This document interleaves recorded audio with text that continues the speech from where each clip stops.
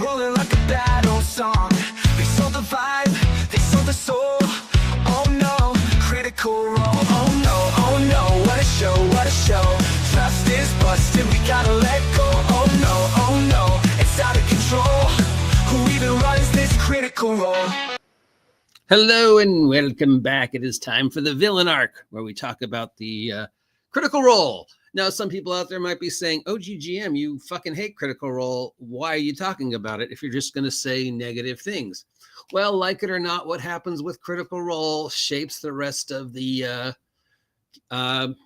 industry, at least for a bit. And I think we're all curious to see how Campaign 4 rolls out and how it affects the rest of the industry and the sad fate of Critical Role and the sad fate of Daggerheart. So the first episode happened. We've got some reviews.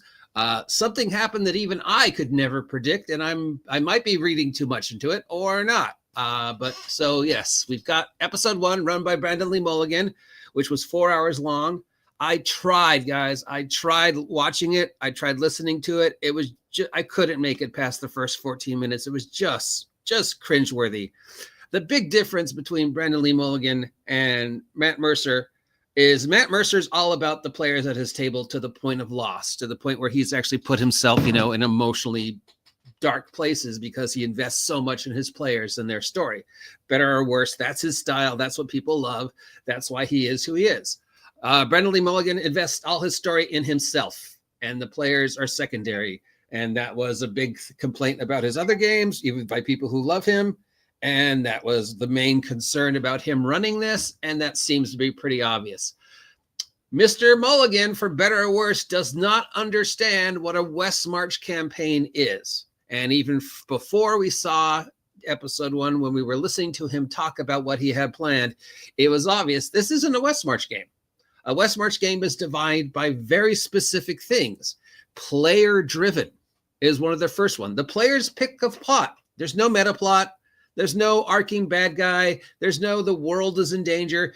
Stuff happens. The players either investigate it or they don't. If the stuff that's happening affects the world later on, great. If the stuff that's happening doesn't affect the world later on, also great. Maybe there's places that the players never go. Doesn't matter, because the West Marches is driven by the players, driven by that you're going to have multiple groups, and sometimes those groups are going to do different things, and sometimes those groups things are going to mess up with it, and it doesn't matter. Because it's this persistent world and the players are just doing stuff. I've been running a westmarch style game for about a year and a half now, 2 years. It's completely driven by what the players do. Plots are picked up and ignored. I occasionally have NPCs remind them of things, but more often than not, if they drop a plot thread, like currently the talking stick, they guys, they still haven't got back to the talking stick. And that's been going on for like 4 months. Oh, well, I guess the talking stick storyline's not going to get finished. And I seriously doubt they're going to do anything with the pearl they just found. Doesn't matter. From the very beginning, for the first 14 minutes, from all the reviews I'm reading, it's obvious that's not what he's running. It starts with this funeral, and it starts with all the characters forced to partake in this funeral. So I'm not going to force you guys to go through minute by minute of the thing. I have a feeling Double D is going to do that tonight when he does his review of it, if he's had a chance to listen to it yet or not. So he and I might talk about it like we did the last time we talked about something. I don't know. But he's probably going to go into it more than I did. I don't want to bore you guys with talking about this. So we're just going to read some of the reviews and stuff. So first up, is Sam hiding something? Of course Sam's hiding something. Sam consistently has these characters that have multiple layers. They often start as joke characters, and then you find out that they're very deep and there's a whole stuff going on. So a lot of people are speculating from Sam's character with his 10 wisdom, what's going on? Is he doing something? And it'll probably affect the plot later on. Depends whether Sam gets to do what Sam wants to do, or is Sam going to have to do what Brandon thinks he has to do? And people are already speculating on how it seems to be all about what, this fit into the story, but it's a westmarch campaign. So Sam should just be able to do whatever he wants to do with his character, and the world should either react or not react. Hey, I want to investigate why my character's eyes are blue and nobody else in my family's eyes are blues. Okay, or not. I don't know. I think if you're familiar with the characters he runs, obviously there'll be some big thing and they'll reveal and it'll end up, being cool or not. I don't know. So we're going to read some of the things that people have said about it. Like I said, we've got the Critical Role episode 1, which is almost 5 hours, opens with this dark, brooding story about this funeral, and all the characters are sort of forced to be part of the storyline. So this is what people are saying. You're going to notice a lot of it is the same thing. A lot of these are the same thing. Mostly it's meh. The reviews are not horrible. Obviously, expectations were high. You come in expecting Critical Role, and you've got a completely different cast. You've got a completely different DM. You've got a completely different set. You've got a completely different style. It's not going to be Campaign 2 or the second half of Campaign 1 or the few good moments in Campaign 3. It's going to be its own thing. People came in expecting it to be Critical Role Campaign 2, which is probably, the shining moment of Critical Role's history.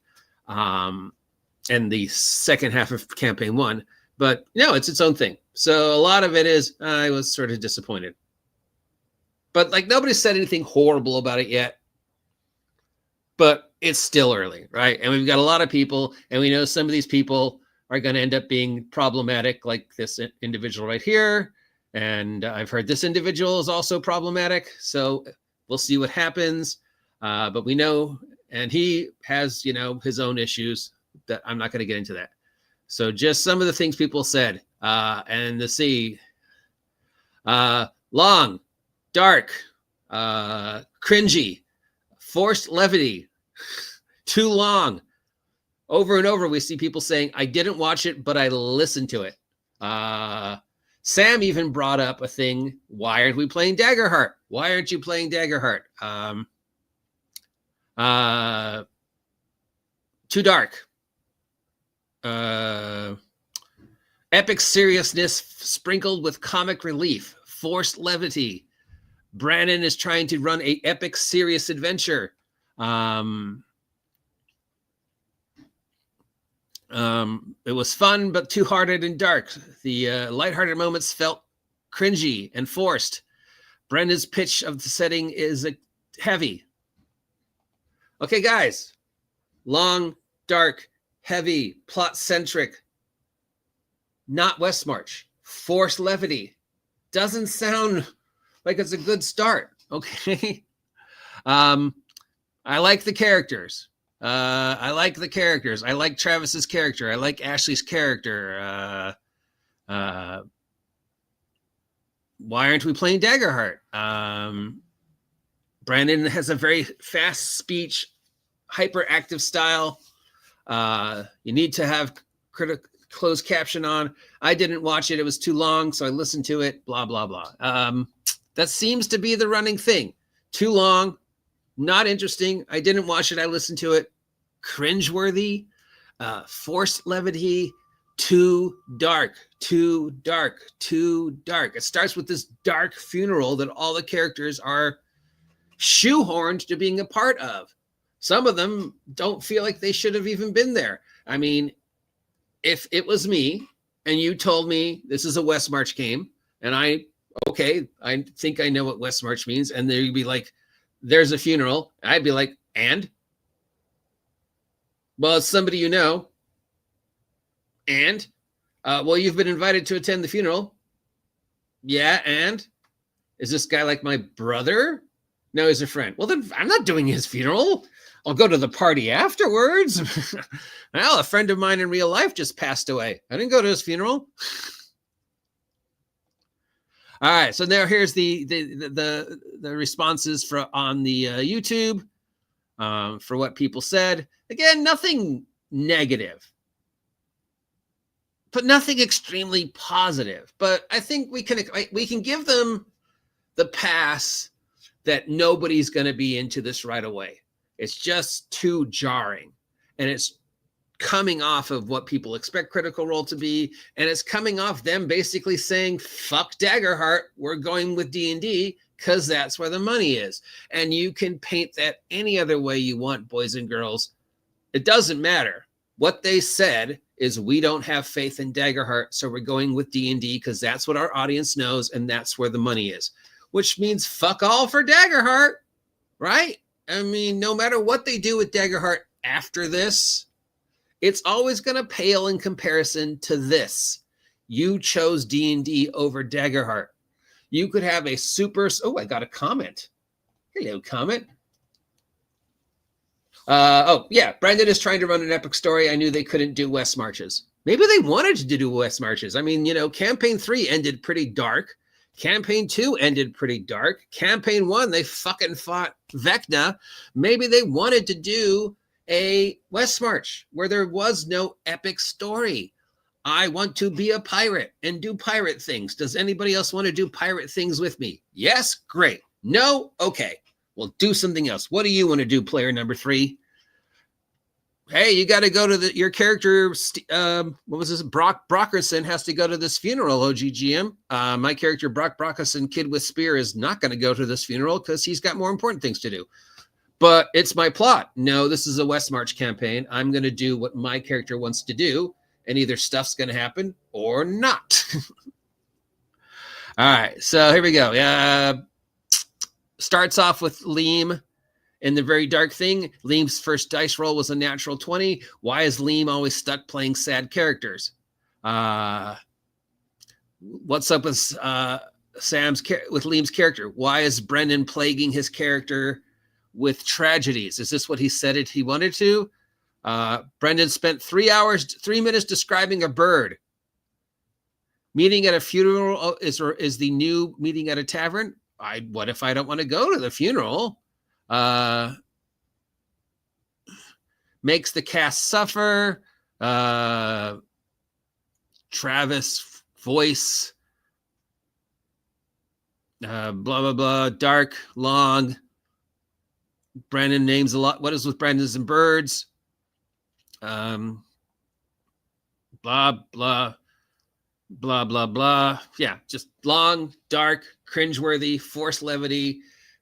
Why does Brandon feel the need to describe birds? I missed that part. I guess I was still thinking,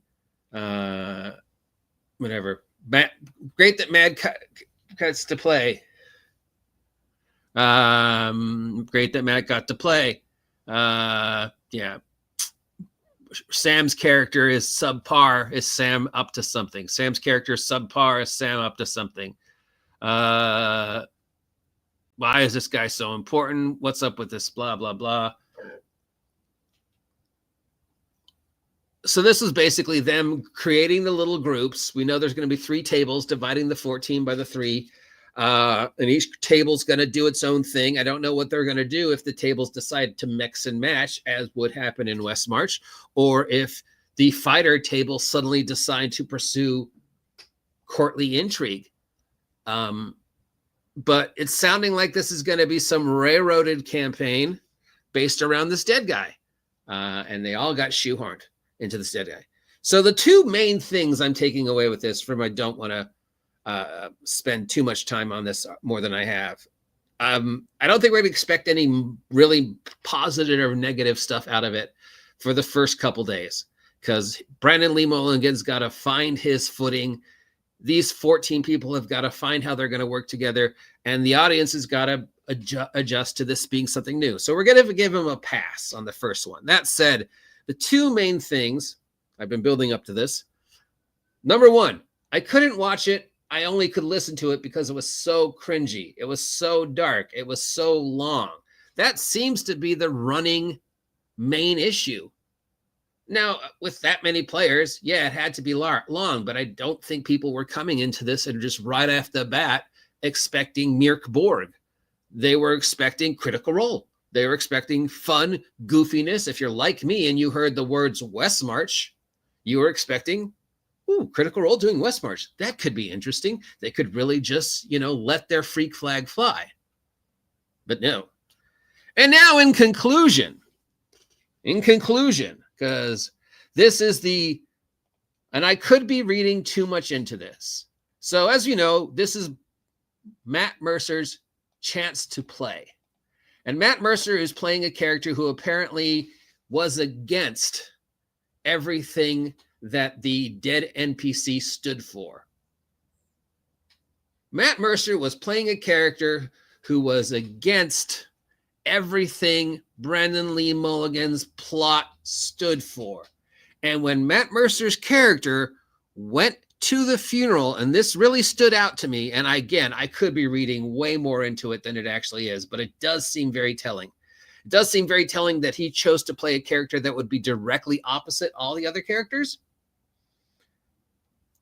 But more importantly, Matt Mercer character goes to the funeral, sees the dead body of the main NPC, the plot device, and spits on his corpse. I kid you not. Spits on the plot device's corpse. Now, to me, that's Matt Mercer spitting on Brandon Lee Mulligan. Fuck your plot. Spit. Am I reading too much in that? Probably. Did he just decide, hey, my character really fucking hated this guy? What's the most degrading thing I could do because this guy represents everything my character is against? I go to his funeral and I spit on his corpse. That sounds very Italian. Very, mafioso. Very, spit on your corpse and I curse your family. I don't know. I mean, it's interesting that he chose to run the one character that stands for everything against everything the other character stood for. Because as we know, the other character, the dead guy, rebelled against the government and did all this other stuff. And he was either a freedom fighter. And Mercer's character represents the establishment. So just point of view. From Mercer's character's point of view, he was the good guy. And the dead guy was the bad guy. From everybody else's point of view, I guess the dead guy was the good guy. And the side that Mercer chose was the bad guy. Whatever. To me, it's very telling. I could be reading too much into it. If I was a player at the table and I saw him do that, I'd be like, oh, someone's upset. If I was the DM and I saw him do that, I'd be like, ooh, someone's upset. Yeah, I know that he says because he was all, like I said, his character represented everything the dead guy he stood against the dead guy. He hated the dead guy. So he actively chose to play a character who represented the opposite of the dead guy. And then he goes to the dead guy's funeral and spits in the corpse. Sure, it makes sense. Maybe I'm reading in too much of it. But with everything else that's been said, that's been insinuated, the whole fuck daggerheart, to me, I think there's something else going on. Now, I'm probably wrong. It's probably just Mercer being Mercer and getting lost in the moment. But spitting on a dead guy's corpse, that's huge. That's hugely cinematic, and that means something. I'm making a conscious choice to play the character that's going to directly be opposite of the plot you're trying to force down our throat. Because I heard Westmarch. I don't know. Am I feeding too much in it? Is it just bullshit? We'll find out. We'll find out. I think we can all expect surprises from some of the more active characters. We already know Sam's character's up to something. We can probably expect some stuff from Mercer. Some of the other characters are going to be joke characters. It'll see how things play out after the 4 weeks, as to whether we can, get these guys to find their groove, and then for the audience to find their groove. And maybe Mulligan can sort of learn to work within the parameters of the audience so people aren't saying it's too long. It's boring. I don't want to watch it. It's too cringeworthy. Tighten it up. Focuses on what's important. Remember, Brandon, this isn't your story. It's theirs. What you want doesn't matter because this is a Westmarch game. It's what are they showing interest in and then running with it. And if your plot happens to interact with that, great.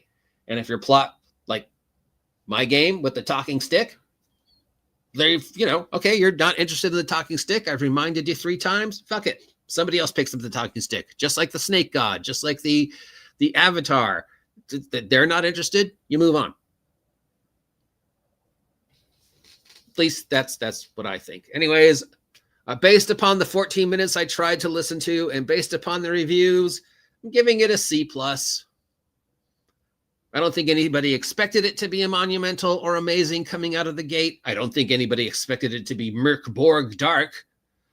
So we'll see where we're going to go. Do I have faith in Brandon Lee Mulligan? No. And maybe that's on me. And people are going to say, well, you're just saying shitty things about it because you don't like Brandon Lee Mulligan. Yeah, I don't like Brandon Lee Mulligan. I don't. If I had a choice between him and Mercer, I'd pick Mercer. Brandon Lee Mulligan just feels, I don't know, just me. I'm just one guy. I'm an idiot with a box, just spouting out words. Talk about Critical Role because it's gaming news, because whatever happens, we know it's going to affect the rest of the industry. Is it going to put a charge of adrenaline in 5th edition 2024?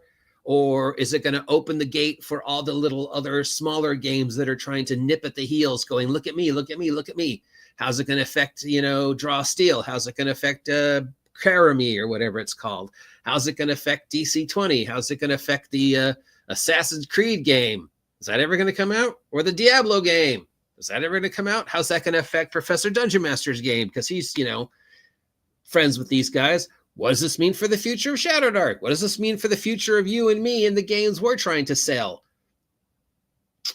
Don't like it, but we have to accept that whatever happens affects the industry for bad or for good. And we either roll with the punches or we stand against it. We take what Critical Role does and we use it to our advantage, or we sit around and complain about it for a year. I don't know. It's news. I'll share it with you. It's not going to be the main focus of what I talk about, but it's not like I made this song and I don't want to listen to it. So like, share, subscribe. If you appreciate the nonsense that's coming out of my mouth, continue supporting me. Links down below to all the different ways you can support the OGGM. The best way to support me, of course, is just to subscribe. Tell your friends, come on by, check out my merch. Have a great day. I'll talk to you later. Until then, song!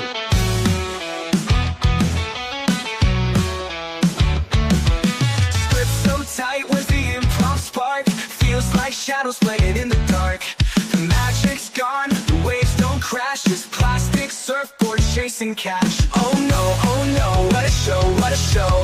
Trust is busted, we gotta let go. Oh no, it's out of control.